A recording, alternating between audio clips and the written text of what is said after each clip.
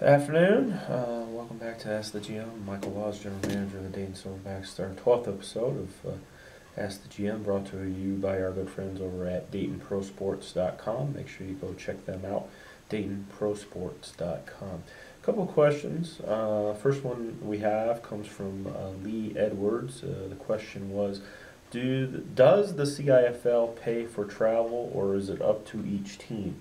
And a very good question, and the answer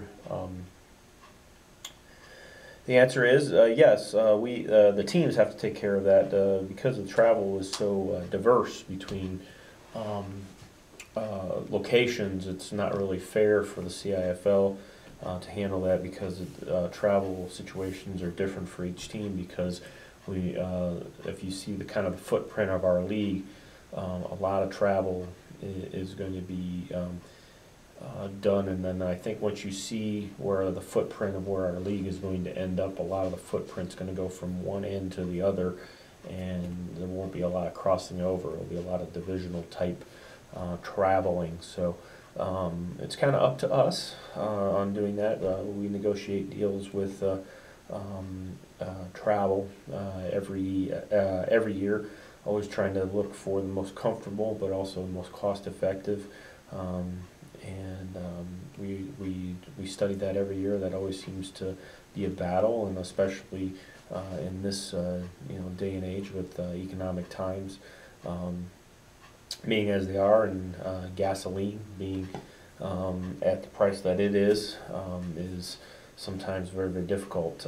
We do not. The good thing about our league, and as far as travel, we do not have to fly anywhere.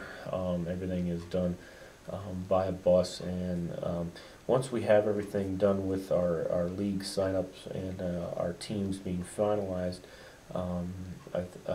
we will be looking into those travel plans a little bit more and actually planning those very, very quickly, because the quicker we book them, the better rates we get, and being able to move forward. So very good question, but yeah, the league does not take care of that for us. We actually handle that all on our own. Most teams do their own travel itineraries as far as if they decide to book hotels or not, or how they travel.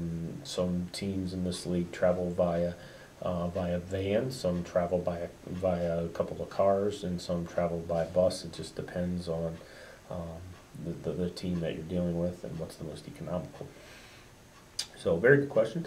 The second one has been, it's actually been asked by several people, and it's basically just details on when our final tryout is, and our final tryout has been set for December 11th, which is a Sunday, and we'll be coming up here in a couple of weeks. Our registration will take place from 9 a.m. to 10 p.m., and then our 10 a.m. till 1 p.m. will be the actual workout time, and this will be the last chance to try out, to get in front of the coach. So if you are planning on making a run and getting offered a camp contract or a regular contract this year, this will be your last chance if you've not been out at one of our tryouts yet. We've already had a couple already, and then this will be the last one that we have, so make sure that you plan that accordingly.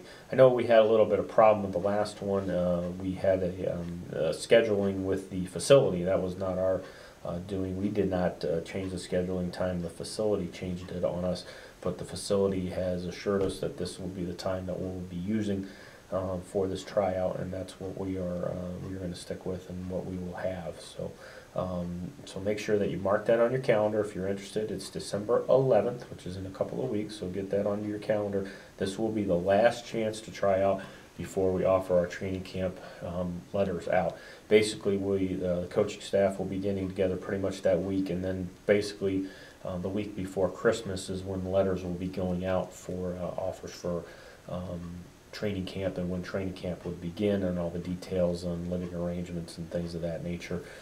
Everything that goes on with camp, and what the camp schedules will be, and all that type of stuff that will be going out shortly after that. So if you really want to make an impression and try to make this team for this year, this will be your last chance if you have not done so already. So we have made some signings on some. We do have some camp contracts that have been offered.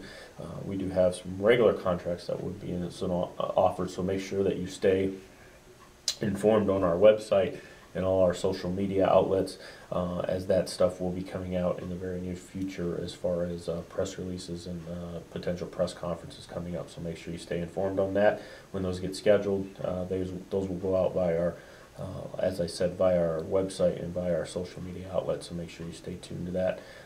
If you're not following us on Facebook, make sure you come like us on our Facebook page. That's actually been growing quite a bit, so I've been very happy about that. And also, we do have a Twitter address. It is at Dayton SLVR Backs as our Twitter. Is our Twitter name, and we do have a LinkedIn. Our company also has a LinkedIn, so whatever preferred method that you like to social media communicate, we should have that. And actually, within the next couple of weeks, as it's developing, we haven't had the chance, but a lot of people, we have had an ask of a potential Google Plus address, and we just haven't had a chance to do that, but probably, hopefully, before the beginning of the season, we will be heading in that direction as well. So just be patient with us. We're a little short-handed, but we'll be patient with us, and we'll be able to make that happen. So, but that's all the questions that we had for this week. Thanks for tuning in. We appreciate it. We want to thank our friends over at Dayton'sProSports.com for the support of our Ask the GM segment, and we'll look forward to seeing you next week. Thanks.